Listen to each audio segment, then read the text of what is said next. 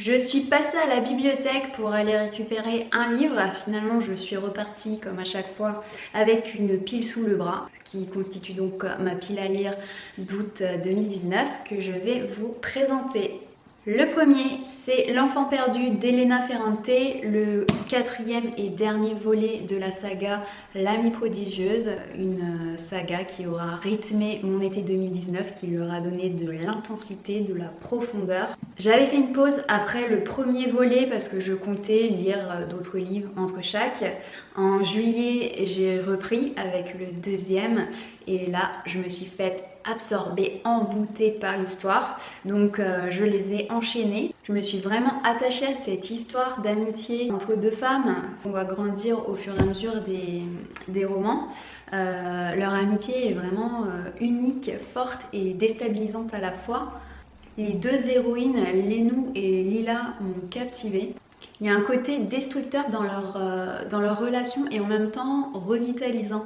C'est le feu et la glace, c'est comme des aimants qui se complètent mais qui s'attirent, qui se repoussent. Pour moi, c'est la richesse de la narration qui fait aussi qu'on s'attache à ces romans, que ce soit donc les deux protagonistes, les deux héroïnes ou tous les personnages secondaires qui gravitent autour, qui font partie de leur vie, le quartier, la ville de Naples.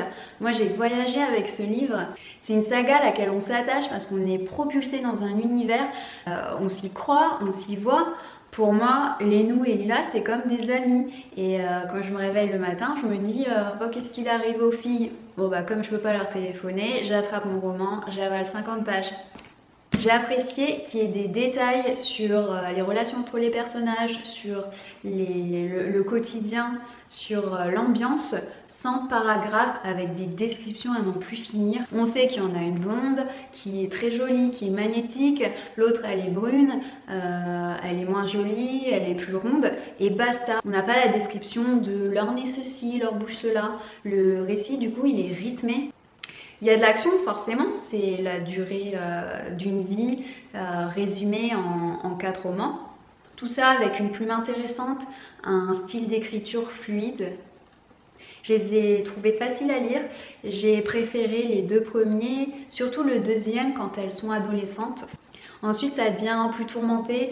Il y a des passages sur la politique qui m'ont un peu barbé, surtout dans le 3e, je crois. Mais bon, ça fait partie de l'histoire, ça s'inscrit dans l'ambiance.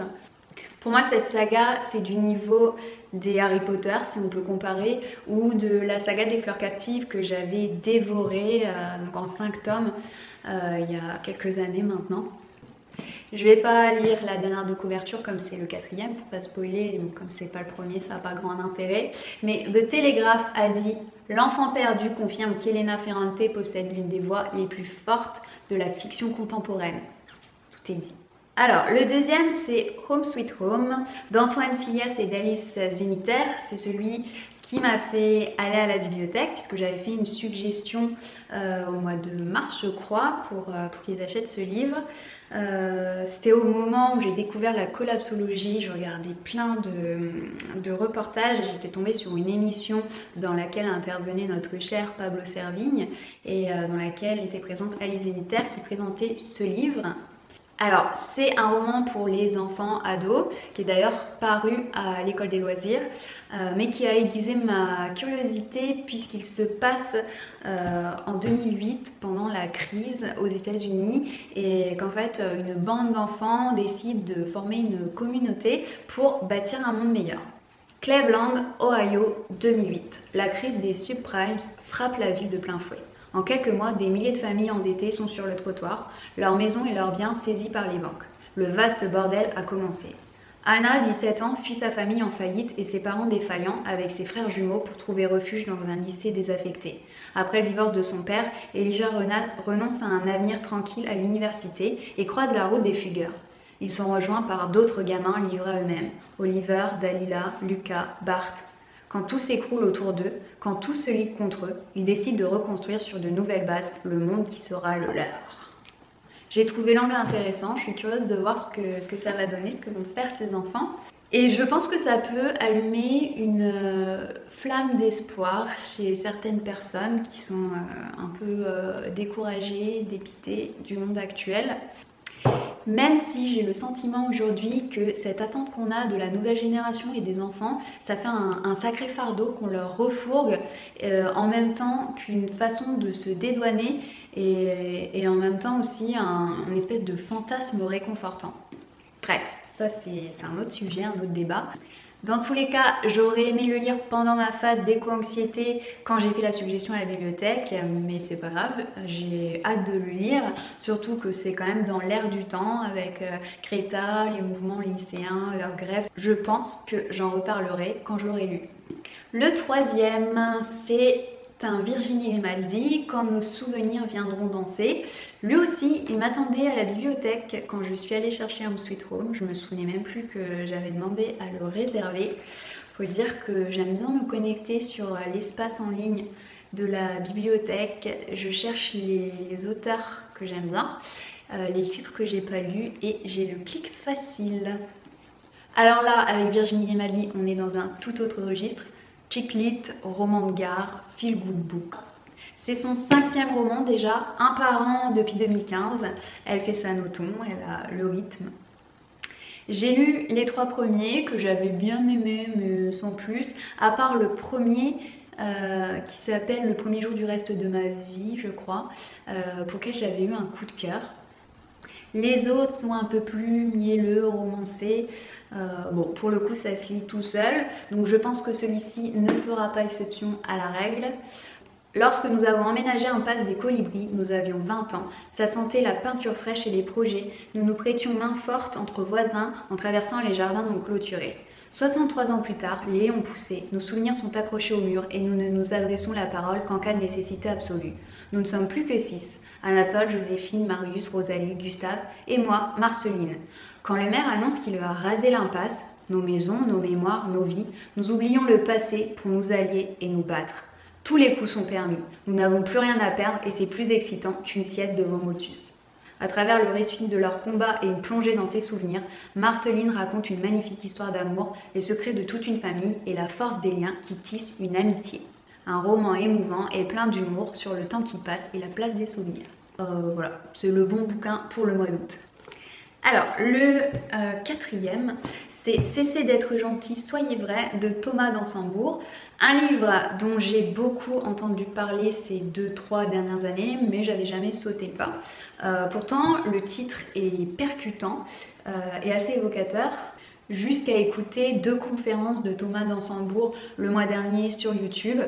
Et ça a été une révélation tant il y a du bon sens dans les messages qu'il nous délivre. Il se base sur la communication non violente pour nous faire réfléchir sur nos émotions, nos ressentis. Il m'a fait réaliser la non-écoute de soi qu'on cultive, qu'on perpétue dès le plus jeune âge dans notre société. C'est affolant quand on l'écoute et qu'on réalise ce qu'on perpétue de génération en génération, qui est hyper toxique pour les relations, pour l'estime de soi. Donc là, on n'est pas dans le roman, on est dans un manuel psychologique pour apprendre à dialoguer avec soi, avec les autres, à prendre conscience qu'on porte des masques, à les retirer pour accéder à une liberté, celle d'être vrai et donc d'être soi. Le 5e, Je t'aime la vie de Catherine Ben Saïd. Alors dans le même rayon que celui d'avant, il y avait ça. J'ai été interpellée par le titre, donc je l'ai pris. Voilà. Je n'ai pas la vie dont j'ai envie. Avant de vivre sa vie, que de temps passé à s'interdire. On meurt d'ennui, de tristesse, de rage. Absent à soi-même, on oublie que la vie est là. Les chocs et les épreuves nous réveillent. La mort d'un être aimé, les ruptures, les séparations. Les déceptions et les échecs nous bouleversent et nous obligent à porter un autre regard sur notre passé, sur les autres et sur nous-mêmes. On se surprend alors à se dépasser, à vaincre ses peurs, à ne rien céder sur l'essentiel. La réconciliation, la paix et le bonheur sont à ce prix. Là, on est clairement dans un essai de développement personnel à découvrir. 6e roman de cet auteur. J'ai lu les 5 autres, j'ai vu celui-ci à la bibliothèque, je l'ai pris sans même savoir de quoi ça parle. J'adore Gounel. Il donne matière à réfléchir sur soi, sur la société. Chacun de ces livres a une dimension psychologique, philosophique qui en fait d'excellents outils de développement personnel, abordables et ludiques puisqu'ils sont tous sous la forme de romans. J'ai adoré Les Dieux voyagent toujours incognito et Le philosophe qui n'était pas sage.